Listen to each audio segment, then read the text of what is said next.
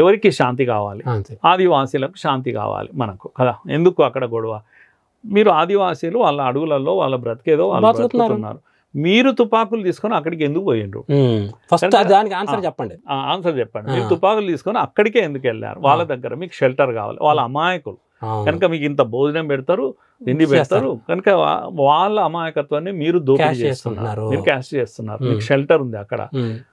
మీరు మొన్న కనుక ఈ అంబుజ్మడ్ అడవుల్లో కట్టినటువంటి లేకపోతే ఈ కర్రెగుట్టలు వీటన్నిటిలో కూడా మీరు ఒక 300 క్యాంప్స్ ఉన్నాయండి. వాళ్ళ బంకర్స్ ఉన్నాయి, బంకర్స్ ఉన్నాయి, 300 బంకర్స్. ఎన్ని అసలు అన్ని అంబుజ్మడ్ అంటే ఎవరు ఛేదించలేని అడవులు అవి.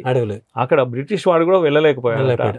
ఇప్పుడు అక్కడ అందుకే సామ్రాజ్యం మొత్తం అక్కడ హెడ్ క్వార్టర్స్ పెట్టుకున్నారు వాడు. అవన్నీ ఇప్పుడు ఒక పద్ధతి ప్రకారం వీళ్ళు పోలీస్ డోంట్ థింక్ పోలీస్ అనేది అమిత్ షా నాయకత్వంలో లేకపోతే మోడీ గారి నాయకత్వంలో 2014లో వచ్చినప్పటికీ కూడా 19 నుంచి వీళ్ళు ఒక కలెక్టివ్ ఎఫర్ట్ చేస్తున్నారు.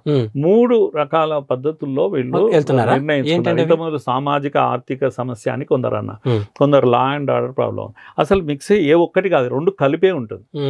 సామాజిక ఎక్కడ సామాజిక సమస్య ఉంటుందో, ఎక్కడ వెనుకబాటుతనం ఉంటుందో, ఎక్కడ దోపిడీ ఉంటుందో అక్కడ వీళ్ళకి అవకాశం ఉంటుంది ఉండడానికి అక్కడ.